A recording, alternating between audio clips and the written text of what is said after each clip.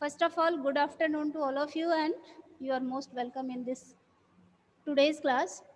कल हम लोगों ने इस क्वेश्चन को आधा ही किया था, मतलब 14 तक हम लोगों ने कल पूरा कर लिया था। अब आगे वाला ट्रांजैक्शन जो दिया हुआ है 16 मार्च को कह रहा था कि drew cheque for office use ₹3000 and for personal use ₹2000। Cheque drew किया, चेक ड्रॉ करना, चेक इशू करना, चेक के द्वारा पे करना, चीज एक ही है। मतलब कि पेमेंट हम किसके द्वारा कर रहे हैं? चेक के द्वारा। हमारा बैंक बैलेंस कम हो रहा है, तो यदि हम अपने पर्सनल यूज के लिए चेक के द्वारा बैंक से विड्रॉ कर रहे हैं तो वो हमारा ड्रॉइंग्स कहलाएगा। और ऑफिस के लिए अगर चेक इशू कर रहे हैं, मतलब वो पैसा ऑफिस में आएगा, बिजनेस में आएगा, तो ऑफिस के लिए जो आया ना उसको हम लोग एंट्री में लिखते हैं कैश अकाउंट डेबिट। ये एंट्री हम लोग लिख रहे हैं, जो लिख रहे हैं वो तो दिख रहा है ना। ये मैं यहाँ से मिटा रही हूँ और यहाँ पे मैं दिखा रही हूँ आप लोगों की कैसे इसका एंट्री पास करके और किस तरह से हम लोग इसको जो है, ये हमारी एंट्री हो जाएगी कैश अकाउंट डेबिट। जो ऑफिस यूज के लिए है वो हमारे बिजनेस में कैश आया और हमारे बैंक से पैसा जो है निकल जाएगा। और जो हम अपने पर्सनल यूज के लिए लिखा है ना बेटा, वो हमारा ड्रॉइंग्स हो जाएगा, तो इसको हम लोग लिखेंगे ड्रॉइंग्स अकाउंट डेबिट। और चूंकि हमने चेक इश्यू किया है यानी यहाँ पे हम लोग देंगे to bank account, to bank account हमारी एंट्री हो जाएगी कैश अकाउंट डेबिट। तो ऑफिस के लिए हमने 3000 रुपये में लिखा है, ड्रॉइंग्स यानी पर्सनल यूज के लिए हमने 2000 रुपीज दिखाया है। और बैंक से तो हमारा पूरा का पूरा चला जाएगा ना बच्चों, बैंक से तो 2000 3000 5000 पूरे निकलेंगे, 5000, तो 5000 अमाउंट जो है बैंक अकाउंट के सामने दिखा देंगे। मतलब कि यहाँ पे कैश और बैंक दोनों ही आया है ना, ड्राइंग से आया है कैश और बैंक भी आया है। तो जहाँ कैश अकाउंट को डेबिट किया गया, इसका मतलब कि हम ये कैश अकाउंट है, कैश अकाउंट के डेबिट साइड में डेट डालेंगे 16, ये डेट दिया हुआ है 16, ये 16 मार्च को हम ये ऐसा एंट्री पास करेंगे और 16 को यहाँ पे डेट डाल करके कैश अकाउंट को डेबिट किया गया है। तो इसके डेबिट साइड में इसका क्रेडिट आइटम क्या लिखा है? टू बैंक, तो यहाँ पे हम लोग लिखेंगे टू बैंक। और अमाउंट जो है कैश कॉलम में कितना दिखाएंगे? ये 3000 दिखाएंगे, कैश कॉलम में 3000 और ये बैंक कॉलम खाली रहेगा। और यहाँ पे बैंक अकाउंट को क्रेडिट किया गया ना, ये बैंक अकाउंट को क्रेडिट किया गया, मतलब कि इधर बैंक अकाउंट के क्रेडिट साइड में यहाँ डेट डालेंगे 16 और इसके डेबिट आइटम को लिखेंगे। तो इसके डेबिट में दो आइटम, इन दोनों ही आइटम को लिखेंगे। यहाँ पे लिख देंगे टू कैश अकाउंट और फिर डेट डालेंगे 16 और फिर लिखेंगे, सॉरी टू नहीं, बाई। क्रेडिट साइड में हम लोग बाई लिखते हैं, by cash account and by drawings account. और दोनों ही अमाउंट को हम बैंक कॉलम में दिखा देंगे। 3000 कैश अकाउंट के सामने लिखेंगे और 2000 ड्रॉइंग्स अकाउंट के सामने लिखेंगे। ये दोनों ही अमाउंट हमारे बैंक बैलेंस, बैंक से हमारा बैलेंस चला गया। उसके बाद 19 को कह रहा है कि bank collected dividend on securities. अच्छा, सिक्योरिटीज क्या होता है? Securities, excuse me ma'am. हाँ बोलिए मैम वो जो टू बैंक अकाउंट है उसको 3000 की है, हाँ डेबिट में और क्रेडिट में by cash account and by drawing account वाला किया है, हाँ। उसमें 3000 2000 लिखे हैं, तो मैम दोनों बराबर होना चाहिए ना? क्या दोनों बराबर होना चाहिए? डेबिट साइड मतलब 5000 इधर, क्रेडिट साइड 3000 और 2000। देखो बेटा, ये कॉन्ट्रा एंट्री है, हाँ ये कॉन्ट्रा एंट्री है। 3000 इधर दिखाए ना बेटा, तो यहाँ भी तो 3000 दिखाए हैं। एकदम साइड का नहीं दिख रहा है मैम, नहीं दिख रहा है। डेबिट साइड में भी 3000 दिखाए हैं और क्रेडिट साइड में भी 3000 दिखाए हैं। मैम तो जो क्रेडिट साइड जो हो रहा है वो दोनों मिला के 5000 हो रहा है ना? बेटा ये हम जर्नल एंट्री नहीं पास कर रहे हैं ना, ये तो हम इसकी रिकॉर्डिंग कर रहे हैं ना, किसमें? कैश बुक में इसकी रिकॉर्डिंग कर रहे हैं। तो हमारे बैंक से अमाउंट निकला 5,000, 5,000 हमारे बैंक से अमाउंट निकला, तो ये पेमेंट साइड है ना। तो किस किस रूप में निकला, तो कुछ कैश में आया जो कि हमारे बिजनेस में आया, और ये हमारा कैश बैलेंस यहाँ बढ़ गया 3,000 रुपए। यहाँ 3,000 हमारा कैश बैलेंस बढ़ गया और इधर 3,000 हमारा बैंक बैलेंस कम हो गया। और दूसरा जो 2,000 की बात कर रहे हैं हम लोग, 2,000, ये 2,000 वाली जो बात कर रहे हैं, ये प्रोप्राइटर बैंक से ही निकाला है, यानी बैंक बैलेंस तो हमारा कम हुआ लेकिन ये हमारे बिजनेस में नहीं आया। ये ड्राइंग्स है, वो अपने पर्सनल यूज के लिए इसका इस्तेमाल कर रहा है। हम एंट्री देखिए, यहाँ पे एंट्री पास करेंगे तो दोनों का 5,000 होगा। जो बिजनेस कैश में आया इसको हमने दिखा दिया 3,000, जो उसने अपने पर्सनल यूज के लिए यूज किया उसको हमने दिखा दिया ड्राइंग्स अकाउंट, ये हो गया 2,000। लेकिन हमारे बैंक में से जो बैलेंस खत्म हुआ वो कितना खत्म हो गया, 5,000। तो 3,000, 2,500 और ये 5,000 और ये भी 5,000, नहीं हो गया दोनों इक्वल? Yes ma'am. लेकिन अब जो हमारे बिजनेस में आएगा, जो कैश में आएगा या जो बैंक के द्वारा जाएगा, उसी की रिकॉर्डिंग हम इसमें कर पाएंगे ना बेटा। तो हमारे पास बैंक बैलेंस तो खत्म हुआ 5,000, तो जो पेमेंट हुआ 5,000 हमने दिखा दिया 3,000, 2,000।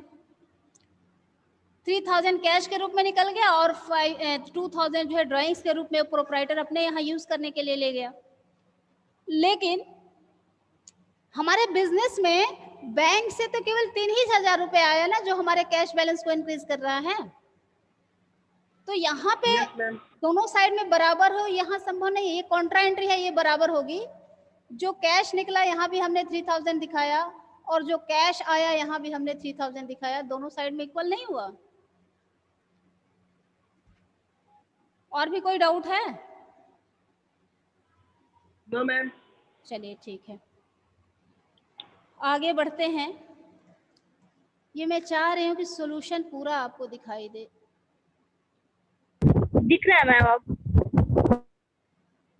लेकिन ये फिर अपनी जगह पे चला जा रहा है ना, दिख तो रहा है, ठीक है। अब दिखाई दे रहा है ना?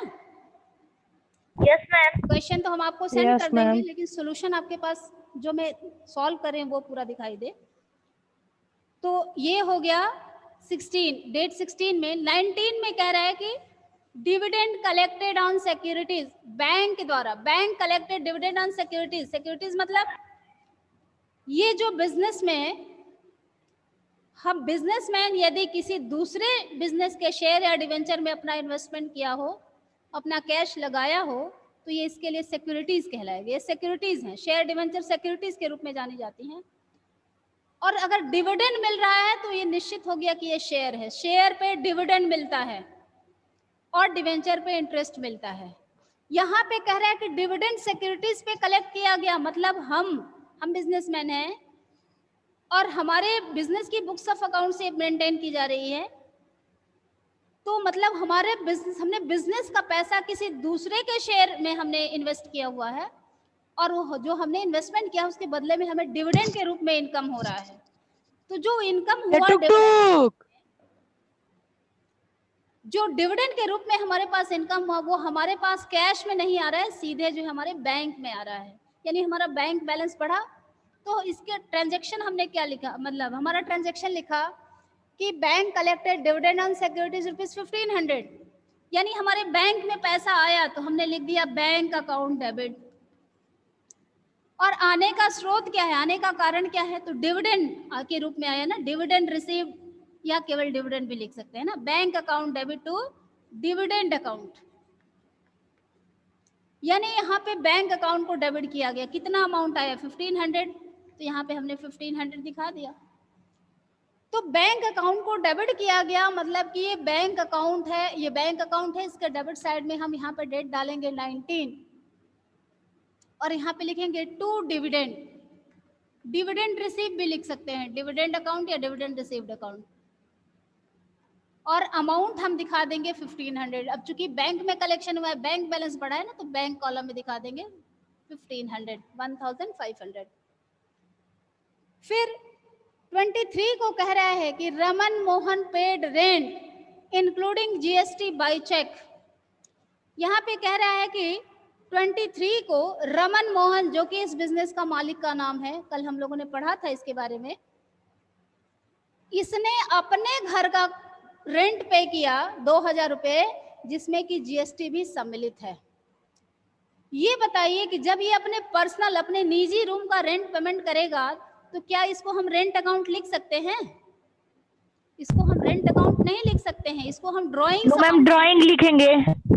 उसमें जीएसटी भी पेमेंट करता है ना, तो उसको भी ड्राइंग से ही लिखेंगे। तो इसमें जीएसटी अलग करने की जरूरत नहीं पड़ेगी, हम लोग, हमारी एंट्री सीधे सीधे हो जाएगी drawings account debit to bank account, क्योंकि चेक के द्वारा पेमेंट कर रहा है। वो अपने पर्सनल हाउस के लिए जो रेंट पे किया 2000 रुपये, उसमें जीएसटी भी सम्मिलित है। तो सब मिलाकर के चूंकि वो अपने पर्सनल हाउस के लिए पेमेंट कर रहा है, तो यहाँ पे ड्राइंग्स अकाउंट को हम लोग डेबिट कर देंगे, ड्राइंग्स अकाउंट डेबिट। और चूंकि पेमेंट चेक के द्वारा किया जा रहा है तो हो जाएगा टू बैंक अकाउंट। यहाँ पे डेट हमारा होगा 23। तो यहाँ पे डेट डालेंगे। देखिए, बैंक अकाउंट को क्रेडिट किया गया, मतलब कि बैंक अकाउंट के क्रेडिट साइड में डेट डालेंगे 23 और लिखेंगे बाई ड्राइंग्स, बाई ड्राइंग्स। टुक और अमाउंट जो है हम लोग दिखा देंगे 2000। 2000 रुपया लिया हुआ है, यहाँ पे 2000 अमाउंट, ये दोनों 2000 अमाउंट है, तो 2000 अमाउंट हमने इसके क्रेडिट साइड में दिखा दिया। फिर 26 वाले डेट में कह रहा है कि बैंक चार्ज इंटरेस्ट ₹200। एक चीज याद रखिएगा, जब बैंक चार्ज कर रहा है यानी बैंक हमसे ले रहा है, बैंक हमसे ले रहा है, और बैंक अलाउ कर रहा है यानी बैंक हमें दे रहा है। बैंक हमसे इंटरेस्ट ले रहा है, इंटरेस्ट किस पे ले सकता है? ओवरड्राफ्ट पे ले सकता है, ओवरड्राफ्ट पे ले सकता है। तो बैंक चार्ज इंटरेस्ट यानी बैंक ने हमसे इंटरेस्ट लिया। कितना इंटरेस्ट लिया? 200 रुपए। यानी हम उसको कैश में थोड़े ना देने गए, वो हमारे अकाउंट से उसने ले लिया, यानी हमारा बैंक बैलेंस कम हो गया। किस रूप में? तो उसको हम बैंक चार्ज भी कह सकते हैं, bank charge. Bank charge account debit to bank account. अब यहाँ पे बैंक अकाउंट को क्रेडिट किया गया, मतलब कि यहाँ पे हम लोग डेट डालेंगे 26, और चूंकि बैंक बैलेंस हमारा रिड्यूस हो रहा है, हमने बैंक अकाउंट को क्रेडिट कर दिया, बैंक लिया है हमारे अकाउंट से, और ये हम बैंक चार्ज पे कर रहे हैं, तो bank charge account debit to bank account, यानी क्रेडिट साइड में डेट डालेंगे 26 और यहाँ पे लिख देंगे by bank charge, bank charge, और अमाउंट दिखा देंगे, कितना अमाउंट लिया? 200 रुपीज़, तो यहाँ पे हमने लिख दिया 200 बैंक चार्ज के रूप में, यदि बैंक ने हमसे इंटरेस्ट लिया तो इसके इंटरेस्ट के रूप में हमने 200 रुपया पेमेंट कर दिया। उसके बाद नेक्स्ट ट्रांजैक्शन दिया हुआ है 27 को, कह रहा है कि paid office rent ₹2000, salary ₹3500, legal fee ₹5000 by cheque. और फिर इसी में कह रहा है together with CGST and SGST at the rate of 6% each wherever applicable. एक चीज याद रखिएगा कि हम लोगों ने पढ़ा था कि कहाँ कहाँ GST नहीं पे करना है, कहाँ कहाँ GST नहीं पे करना है। तो उसमें एक था कि सैलरी पे GST नहीं पे की जाती है, वेजेस पे GST नहीं पे की जाती है, और वाटर और इलेक्ट्रिसिटी पे GST पे नहीं की जाती है। इसमें एक सैलरी जो है, सैलरी आया है, इस पे हम लोग GST नहीं चार्ज करेंगे, लेकिन जहाँ ऑफिस रेंट है यहाँ पे GST पे करना पड़ेगा। जो लीगल फीस है यहाँ पे GST पे करना पड़ेगा। तो हमारी एंट्री क्या हो जाएगी? देखिए, जो ऑफिस रेंट पे कर रहा है तो इसको हम लोग लिखेंगे रेंट अकाउंट डेबिट। अब चूंकि रेंट है इसलिए CGST SGST इस पे देना पड़ेगा। कितना रेंट अमाउंट? रेंट का अमाउंट है 2000, और चूंकि रेंट पे कर रहे हैं तो CGST SGST भी पेमेंट करना पड़ेगा। तो यहाँ पे हम लोग लिखेंगे input CGST account debit input SGST account debit, और क्या पे कर रहा है, सैलरी भी पे कर रहा है। यहाँ पे लिखेंगे salary account debit, salary account debit. अब यहाँ पे इनपुट CGST और SGST 2000 का 6% निकालेंगे, 120 रुपए आएगा, 120 रुपीज। 2000 इंटू 6% यस मैम सही है। आएगा ना, तो Yes, 120 ma'am. यहाँ भी हो गया, 120 यहाँ भी हो गया। सैलरी अकाउंट को हमने डेबिट कर दिया। सैलरी की वैल्यू है 3500, तो यहाँ पे हमने दिखा दिया 3500। फिर लीगल फी दे रहा है, तो लीगल फी पे भी CGST SGST देना पड़ेगा। तो यहाँ पे हमने लिख दिया लीगल फी अकाउंट डेबिट, और इस पे भी CGST SGST देंगे, तो यहाँ भी लिखना पड़ेगा इनपुट CGST अकाउंट और इनपुट SGST अकाउंट। ये सब डेबिट बैलेंस है। टू बैंक अकाउंट, क्योंकि सारा पेमेंट चेक के द्वारा किया, तो लिख देंगे टू बैंक अकाउंट। अब यहाँ पे बैंक अकाउंट को क्रेडिट किया गया, इसका मतलब कि बैंक अकाउंट के क्रेडिट साइड में हम लोग डेट डालेंगे 27 मार्च। ये 27 मार्च को ये सारे ट्रांजेक्शन्स हुए हैं, तो यहाँ पे 27 मार्च को बैंक अकाउंट को क्रेडिट किया गया, मतलब कि इसके क्रेडिट साइड में लिखेंगे बाई रेंट, बाई रेंट, और सारा अमाउंट जो है बैंक कॉलम में दिखाएंगे। रेंट की वैल्यू है 2000, तो यहाँ पे 2000 दिखा दिए। इस पे हम लोग इनपुट CGST SGST भी दे रहे हैं, तो लिखेंगे input CGST account by input SGST account, SGST account, CGST 120 और SGST 120। उसके बाद दिया है सैलरी अकाउंट डेबिट, तो सैलरी पे तो हम लोग GST देते नहीं हैं, तो यहाँ पे फिर डेट डालेंगे 27 और लिख देंगे by salary account, by salary account. और सैलरी है 3500, बैंक कॉलम में दिखा दिए 3500। उसके बाद लीगल फी, डेट सेम है 27 को, यहाँ पे लिखेंगे by legal fee, legal fee account, और अमाउंट है लीगल फी का, लीगल फी का अमाउंट दिया हुआ है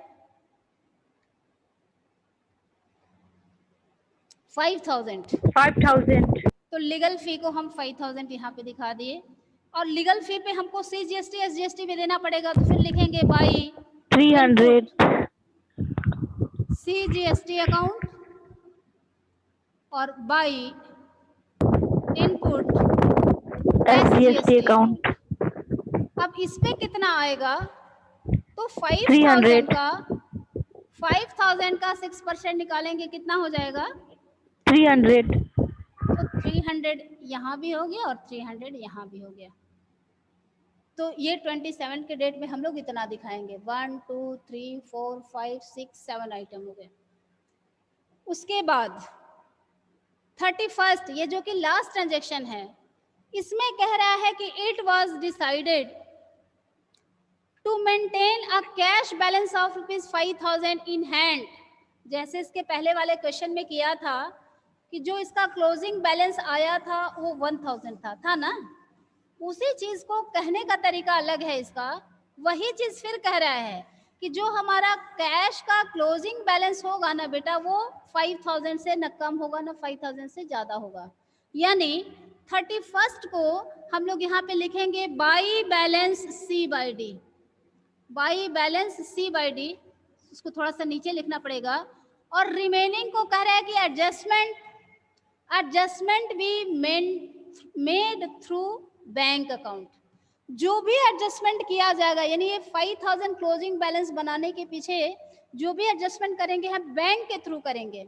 बैंक के थ्रू करने का क्या मतलब हुआ कि जो भी पैसा रिमेनिंग पैसा है 5000 छोड़ करके बाकी जो पैसा सब हम बैंक में जमा कर देंगे, और जब बैंक में डिपॉजिट करेंगे तो ये कॉन्ट्रा एंट्री हो जाएगा। इसकी रिकॉर्डिंग डेबिट साइड में भी होगी, इसकी रिकॉर्डिंग क्रेडिट साइड में भी होगी।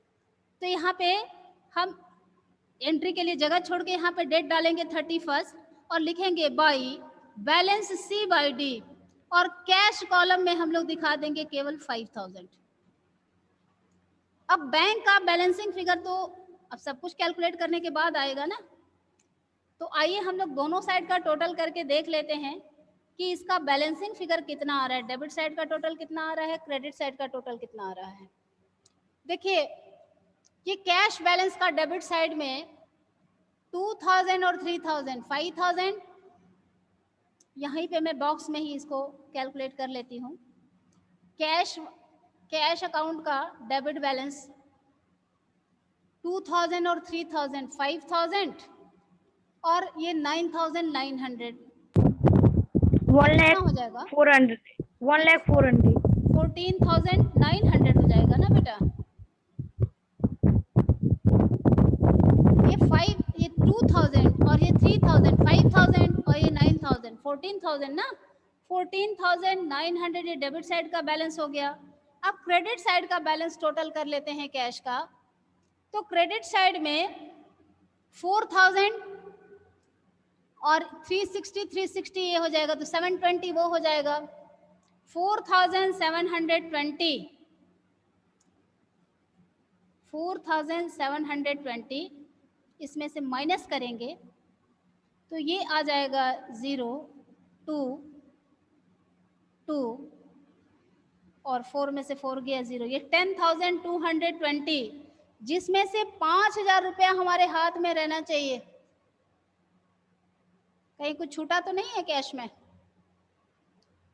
कैश में तो बस इतना ही है, 4,360 और ये 5,000 इधर हो गया। तो लाइए डायरेक्ट ही यहाँ पे कर देते हैं। ये 4,720 ये हो गया और 5,000 जो बैलेंसिंग फिगर होना चाहिए वो हो गया। कितना हो जाएगा ये?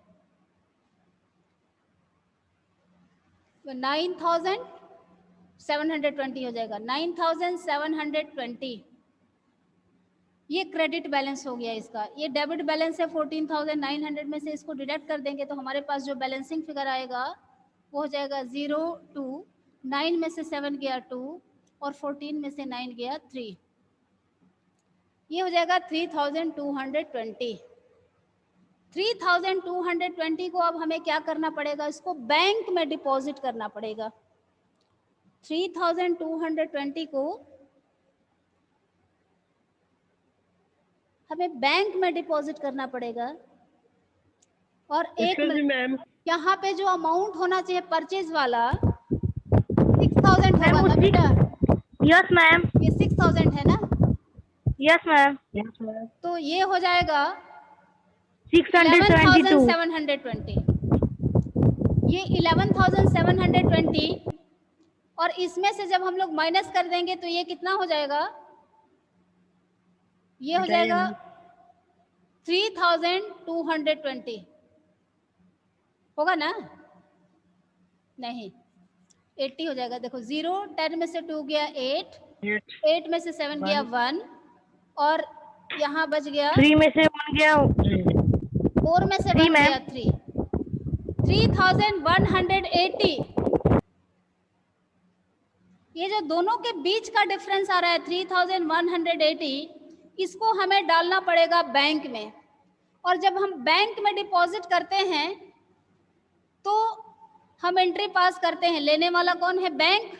हमारी एंट्री हो जाएगी bank account debit to cash account, होगा ना? जब हम कैश बैंक में डिपॉजिट करते हैं तो क्या एंट्री पास करते हैं? Bank account debit to cash account, यही एंट्री पास करते हैं ना? यहाँ पे बैंक अकाउंट को डेबिट किया गया, मतलब ये बैंक अकाउंट के डेबिट साइड में डेट डालेंगे 31 और यहाँ पे लिखेंगे to cash account, to cash account. और अमाउंट कहाँ दिखाएंगे? बैंक कॉलम में, बैंक के कॉलम में। कितना? 3,180, 3,180। ये कॉन्ट्रा एंट्री हो गई। और यहाँ पे कैश अकाउंट को क्रेडिट किया गया, मतलब कि यहाँ पे डेट डालेंगे 31 और यहाँ पे लिखेंगे बाई बैंक अकाउंट।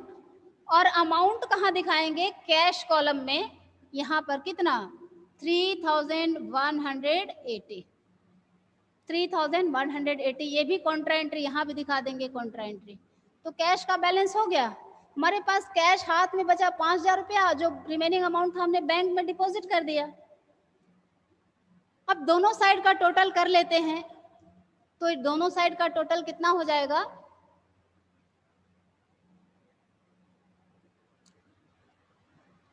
ये 14,900 इधर भी हो जाएगा और 14,900 इधर भी हो जाएगा। हो जाएगा ना, दोनों साइड का टोटल 14,900 दोनों साइड में हो गया। अब आते हैं बैंक बैलेंस कैलकुलेट कर लेते हैं। बैंक बैलेंस, अब तो जो भी एडजस्टमेंट करना था हमने कर लिया। डेबिट साइड का ये टोटल हो जाएगा 28,600, ये दोनों मिल करके हो गया। और ये हो जाएगा 08,516 और 314, 4680 हो जाएगा ये। इसको जब हम लोग ऐड करेंगे तो ये टोटल अमाउंट हो गया डेबिट साइड का 08, 6 12 का 2 कैरी 1, 8 4 12 113 का 3 कैरी 1 213, 33,280 ये डेबिट बैलेंस हो गया। अब क्रेडिट साइड का टोटल कर लेते हैं। क्रेडिट साइड का टोटल ये 7,168 ये हो जाएगा, ये तीनों मिल करके, CGST SGST मिला करके और ये बैंक चार्जेस ले करके, तो यहाँ पे हो गया 7168। इनको यहाँ से यहाँ जोड़ेंगे तो 7168 हो जाएगा, दिख रहा है ना। और ये 3,000, 2,000, 5,000, 2,000, 7,000, 2,000, 9,000, 9,200 यहाँ तक, 9,200 यहाँ तक हो गया था। अब यहाँ से ये 240 रुपया, ये इसको ऐसे ही लिख देते हैं, 240 रुपया इसको ऐड कर लेते हैं, ये CGST SGST। और ये 8,500 ये हो गया, 8,500 ये हो जाएगा। और ये 300 मिल करके ये हो गया 600। अब इसको टोटल कर लेते हैं। ये क्रेडिट साइड का टोटल हो गया 25,708 कैरी 1, 112, 224, 426, 65 11, 11 6 17 का 7 कैरी 1, 7 1 8 9 17, 17 और 8 25 होता है ना। यस मैम, 20, यस मैम, 25,708 708 ये इसका क्रेडिट बैलेंस हो गया। मतलब इसका डेबिट साइड ज़्यादा है।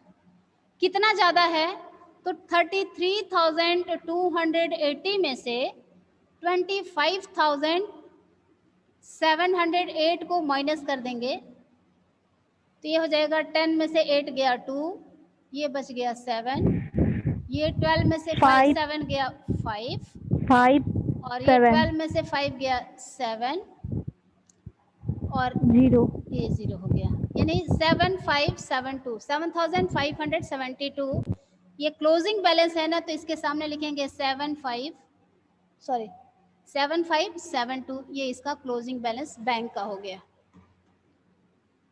और दोनों साइड का टोटल कितना लिखेंगे तो ये हो जाएगा 33,280 और ये भी हो जाएगा 33,280। अब बताइए इसमें किसी को कुछ डाउट? No ma'am.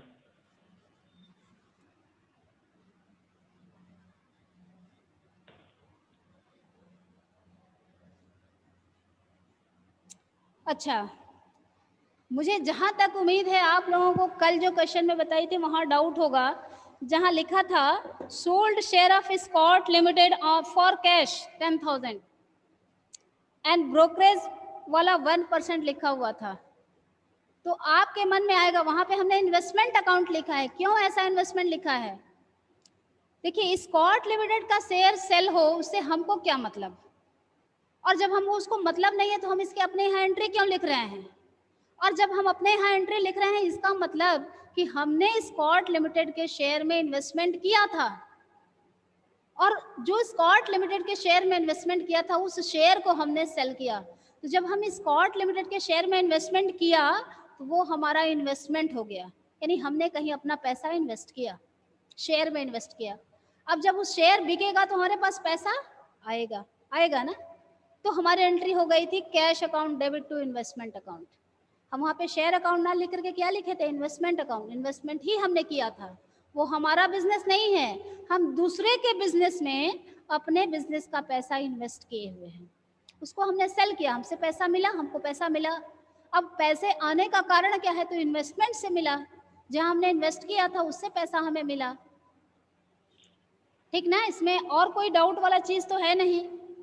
ड्राफ्ट की बात आती है तो जैसे हम चेक के द्वारा पेमेंट करते हैं तो बैंक अकाउंट लिखते हैं, तो ड्राफ्ट के द्वारा भी अगर पेमेंट करेंगे तो बैंक अकाउंट ही लिखेंगे।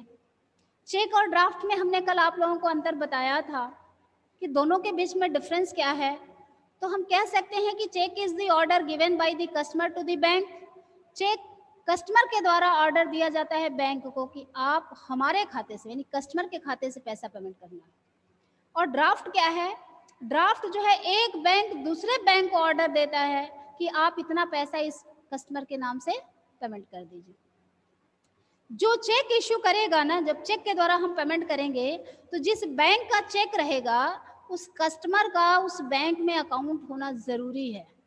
जब उसका उसमें अकाउंट रहेगा तभी वो चेक के द्वारा पेमेंट कर सकता है, लेकिन ड्राफ्ट में ऐसा नहीं है। अकाउंट नहीं भी रहेगा तो हम ड्राफ्ट के द्वारा पेमेंट कर देंगे, क्योंकि जहां हम ड्राफ्ट बनवाते हैं ना बेटा, वहीं से बैंक वालों को या तो हम पैसा दे देते हैं कैश में, या तो वहां पे यदि हमारा अकाउंट है तो हमारे अकाउंट से वो पैसा ले लेता है। अब ये बैंक आपस में लेन देन बाद में करते रहेंगे, फिलहाल हमारे पास से पैसा ले लिए, अब वो ड्राफ्ट में एक बैंक दूसरे बैंक को ऑर्डर दे दिया कि आप इस फला व्यक्ति को जो इतना पैसा दे दीजिए। दोनों में यही अंतर है, चेक और ड्राफ्ट में अंतर है। बाकी पेमेंट तो दोनों में हमारे बैंक से ही कटता है, हमारे अकाउंट से ही कटता है, चाहे जहां भी हमारा अकाउंट हो। चेक में जरूरी है कि जिस बैंक का चेक है उस बैंक में हमारा खाता होना उसमें जरूरी है, ड्राफ्ट में ऐसा कुछ नहीं है। और कोई इसमें कुछ डाउट बोलिए, क्योंकि मंडे से हम लोग सब्सिडियरी बुक्स तो स्टार्ट कर ही दिए हैं।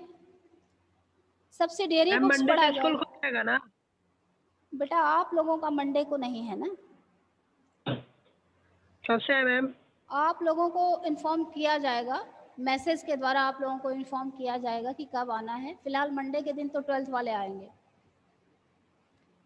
केवल क्लास 12th वाले बच्चों को बुलाया गया है। सिर्फ बारी बारी से आप लोगों को एक एक दिन बुलाया जाएगा, क्योंकि ये कोरोना काल है और इसमें जो है सोशल डिस्टेंसिंग मेंटेन करना बहुत ज़रूरी है, अपने आप को सुरक्षित रखना बहुत ज़रूरी है।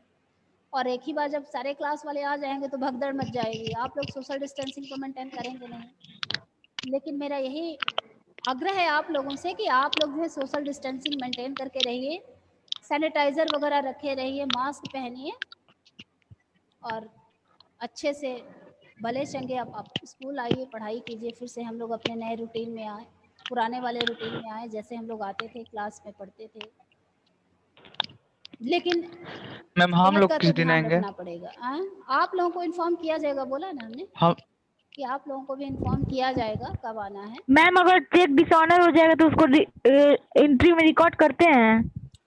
हाँ बेटा, मैं दूसरे दिन 2 क्वेश्चन उससे बताई थी, एक पहले वाले दिन जो Yes, क्वेश्चन ma'am. बताई थी वो भी, और उसके अलावा भी एक क्वेश्चन बताई थी ना। हाँ यस मैम, हरी वाला क्वेश्चन आप बताई थी उस पे। हाँ, और उसके अगले दिन एक और क्वेश्चन बताए थे ना। Yes ma'am. जब चेक डिसऑनर होता है, देखिए जिस दिन चेक रिसीव हुआ तो उस दिन हम लोग जनरल एंट्री पास करते हैं, उसमें बैंक का कोई रोल नहीं है, क्योंकि उस दिन चेक बैंक में सबमिट नहीं हुआ। लेकिन यदि उसी दिन बैंक में सबमिट हो गया तो वहां पे हम चेक इन हैंड ना लेकर के बैंक अकाउंट को डेबिट करते हैं। अगर उस दिन चेक सबमिट नहीं हुआ तो हम लोग लिखते हैं cheque in hand account debit to, जो देने वाला है उसके नाम को क्रेडिट कर देते हैं। अब अगले दिन चेक अगर बैंक में चला गया तो उस दिन उसकी रिकॉर्डिंग होती है, लेने वाला बैंक होता है, बैंक अकाउंट डेबिट टू और हमारे पास से चेक इन हैंड जो हाथ में था वो चेक चला गया, तो true cheque in hand account लिख दिए। जिस दिन बैंक में डिपॉजिट किए उसकी रिकॉर्डिंग तो हमको कैश बुक में भी करना पड़ेगा, बैंक कॉलम में, है ना। लेकिन यदि वही चेक डिसऑनर हो जाए, जैसे मान लीजिए ये मैं मिटाऊं, यस मैम। ये मैं मिटा रही हूं,